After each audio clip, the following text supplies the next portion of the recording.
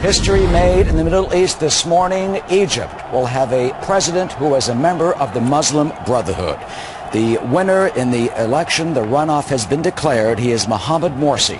Morsi, a former Brotherhood official, gives Egypt its first Islamist president. You are now looking live into Tahrir Square as many members of the Muslim Brotherhood and their followers are gleefully cheering this news that Morsi, who had been imprisoned under Mubarak's tenure for so many years, has won election as Egypt's president. He faced former Prime Minister Ahmed Shafik, who was a Mubarak ally. Of course, there's the questions about the military, since they have many seen them as grabbing power, dissolving the parliament. Morsi is 60 years old. He was educated as an engineer in the United States. Leland Verdit standing by at Tahrir Square right now with the very latest. Leland, the reaction there that Morsi has won. Clearly, Eric, the reaction from the crowd behind me in Tahrir Square, the last time we heard this kind of roar was the night Mubarak resigned from power during the revolution 16 months ago. The crowd here is going wild behind me. Mostly this is made up of the Muslim Brotherhood group and then the Salafists, who are a harder line version of the Muslim Brotherhood, that have been camping now in the square for about 3 or 4 days here awaiting these election results. We're now about a week away from when the election and the ballot box closed.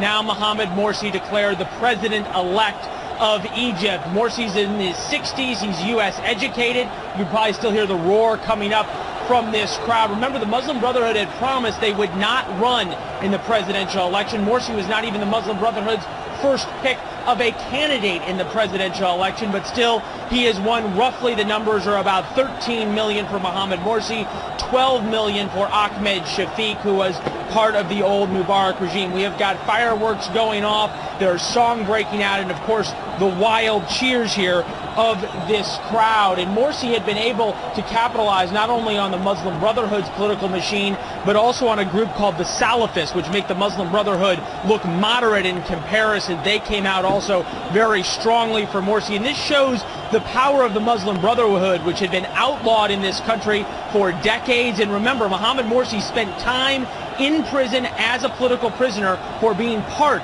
of the Muslim Brotherhood back when Mubarak was president. This is a huge change, not only for Egypt, but also, of course, for the Arab world. For so long, President Mubarak was a major ally of the United States, an ally of Israel. Israel and Egypt have a very significant peace treaty, and this now changes the power dynamic here.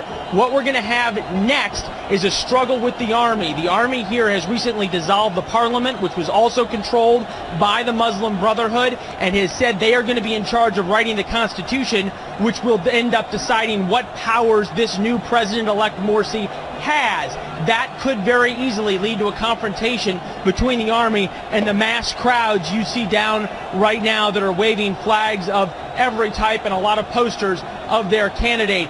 To take from this, though, 16 months ago, Mubarak thrown out in 3 weeks, and now a member of the Muslim Brotherhood elected the president of this country. You could have gone to Vegas and gotten 1,000,000 to 1 odds, 10 million to 1 odds on this kind of thing happening 2 years ago. It was simply unthinkable for the Muslim Brotherhood to now take over the presidency in Egypt, and that is what we are now seeing as the result of the Arab Spring here in the mother of the Arab world. Eric?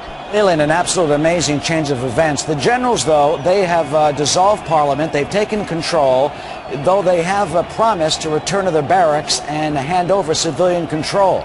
Do you think that will happen, or is this more a symbolic victory for the Muslim Brotherhood?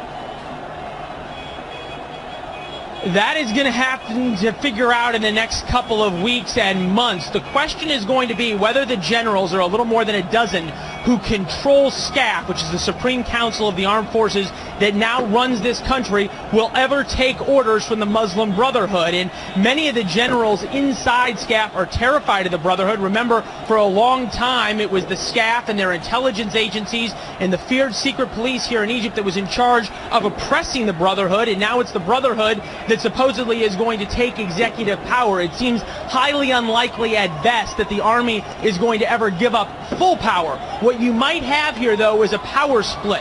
where all of a sudden you have the Muslim Brotherhood controlling, say, the domestic situation here in Egypt, and then on the foreign relations side, the army and defense, the army still continues to have control. And the United States and Israel have spent a lot of time over the last 16 months really investing in their relationship with these generals that are at the very top. So they still try to have some kind of positive influence here inside Egypt. Right now, you have to realize the United States gives more than $1 billion a year in military aid here to Egypt, and you have a country now that has gone from being a strong U.S. ally led by Hosni Mubarak, who the United States could count on to talk to anyone, and as this crowd is going wild behind me for one reason and one reason only, and that is there is now a Muslim Brotherhood president who is controlling this country. And you have to keep in mind also, the election results here were very close, 13 million to 12 million. This was not a mandate here. When you break it down by percentage, it's less than 5% of the vote. About half the people voted, so less than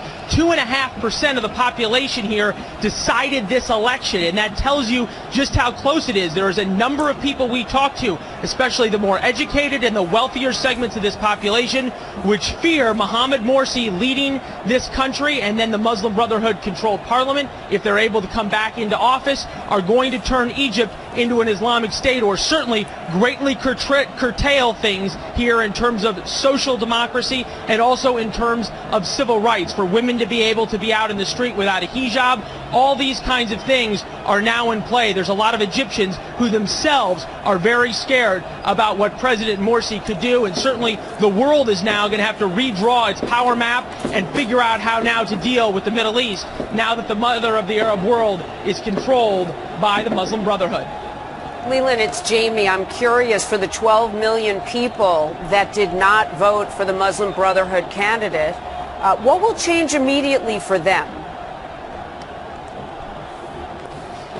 Immediately right now, nothing's going to change because you have, of course, the army still in control. But Ahmed Shafiq's, a big part of his support of those 12 million votes came from the Coptic Christian community here, and the Coptic Christians are very scared about what is going to happen to them now that the Brotherhood is in control. There have been a lot of sectarian clashes between the Christians and the Islamists here in Cairo especially, and also in Alexandria, and then in Upper Egypt, about 200 or 300 miles south of here, down in Luxor and Aswan.